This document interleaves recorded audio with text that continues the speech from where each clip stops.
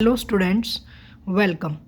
जैसे कि हमने कल प्रीवियस वीडियो में हमने टीथ के बारे में हमने स्टार्टिंग की थी, उसके टाइप्स ऑफ टीथ पढ़े थे, सेट्स ऑफ टीथ पढ़े थे एंड एक्सेट्रा हमने चीज़ें पढ़ी थी।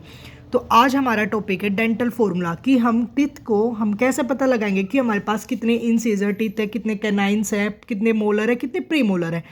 तो हमें पता है कि डेंटल फॉर्मूला हम निकालेंगे, लेकिन जो ये डेंटल फॉर्मूला वो किस चीज़ का होगा? परमानेंट टीथ का होगा कि जितने भी नंबर ऑफ टीथ होंगे उसके अपर हाफ में और लोअर हाफ में। अपर हाफ में हमने जैसे कि हमारे पास ये ऐसे जबड़ा होगा, तो बीच में से हम उसको मतलब जितना अब ये बीच में होगा इतना ही उसका इस साइड होगा, इतना ही उसका इस साइड होगा, मतलब कि मिरर इमेज होंगे उनकी। ठीक है, तो जितने number of teeth upper half में होंगे और लोअर हाफ में एक साइड के, और उसको हमने मल्टीप्लाई कर देंगे 2 से, तो वो दोनों साइड के हो जाएंगे, अपर के इस लेफ्ट के भी एंड राइट के भी, सिमिलरली एज अ लोअर।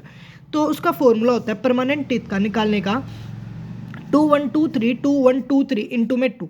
अब ये 2 रिप्रेजेंटेशन कर रहे हैं यहाँ पर इन सीजर्स को, 1 कैनाइंस पी, यहाँ पे ये जो होता है ये premolar and this one is molar. Similarly नीचे होगा, ये एक साइड के होंगे, या तो तुम लेफ्ट के मान लो या राइट के, और तब लेफ्ट के होंगे उसको 2 से मल्टीप्लाई कर देंगे, उतने ही राइट में हो जाएंगे, मतलब जितने लेफ्ट में होंगे उतने ही राइट में हो जाएंगे, और सिमिलरली नीचे होगा।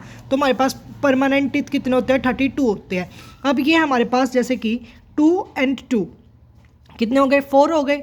4 की हम मल्टीप्लाई करेंगे किससे? 2 से, 8 हो गए। मतलब जो परमानेंट टीथ होंगे उनके अंदर 8 इंसीजर होगा। सिमिलरली ये कितने हो गए? 1 और 1 2, 2 की 4, सिमिलरली हेयर एंड 3 and 3 6, 6 2 जा 12। तो हमारे पास 8 परमानेंट जो टीथ होंगे उसके अंदर 8 इंसीजर होंगे, 4 canines, 8 premolars and 12 molars teeth होते हैं। सेम हम फॉर्मूला देखते हैं डेंटल फॉर्मूला, लेकिन जब हमारे पास मिल्क टीथ होते हैं, मिल्क टीथ हमने कितने पढ़े हैं? 20। तो उसके अंदर सेम ये 2 1 0 2 होगा, same incisor canines premolar and molar. यहाँ पे जो प्रीमोलर टीथ होते हैं वो नहीं होते हैं, मोलर सिर्फ 2 होते हैं हमारे पास। ठीक है, सिमिलरली ये 4 4 2 जा 8 एंड सेम प्रोसेस जैसे हमने ये निकाले सेम हमने ये निकाले। अब बात आती है, हमने देखा कि यहाँ पे तो मोलर जो होते हैं वो 2 होती है, 2 2 हमने देखेंगे, तो मतलब टोटल 8 होंगी। लेकिन मोलर्स 3 कब हो जाती है? जब एक बच्चे की एज या फिर एक मतलब 18 से 25 के बीच में जो होता है उसकी थर्ड जो मतलब पीछे हम कहते हैं ना जाड़ निकलती है, वो अक्ल जाड़ निकल जाए, जब उसमें दर्द होता है, कहते हैं कि जाड़ निकल रही है, दर्द हो रहा है काफ़ी, तो हम उसको बोलते हैं जो थर्ड मोलर होगा। ठीक है, थर्ड मोलर को या लास्ट मोलर जो होगा वो जो 4 होंगी, 2 ऊपर एक लेफ्ट एक राइट, सिमिलरली 2 ही नीचे होंगी, एक लेफ्ट एक राइट, तो 2 नीचे 2 ऊपर, तो कितनी हो जाएंगी? 4 हमारे पास मोलर होंगी जब हमें दर्द होता है। वो 18 से 25 की एज में मोस्टली निकल जाते हैं, जिसको हम विजडम टिथ भी बोलते हैं, मतलब अक्ल दांत या अक्ल जाड़ कह लेते हैं।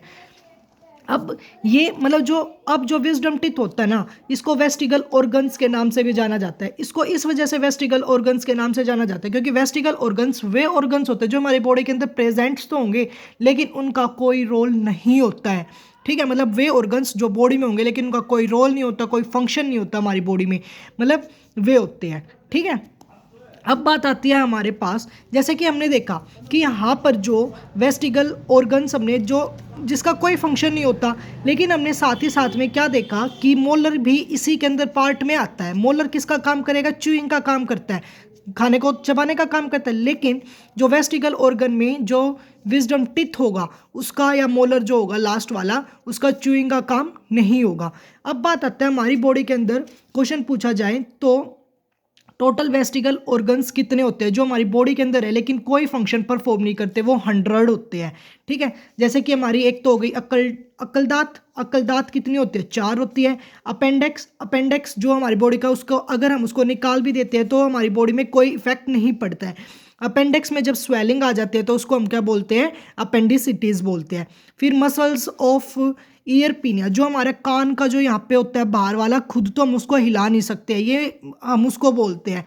ठीक है, फिर आता है निकिटेटिंग मेम्ब्रेन। निकिटेटिंग मेम्ब्रेन जो जो जीव ये जो पानी के अंदर जो जंतु रहते हैं ना, वो रहते हैं एनिमल्स, उनकी आंखों के सामने एक पानी की लेयर बन जाती है, जिसकी वजह से वो प्रोटेक्ट करते हैं अपनी आंखों को।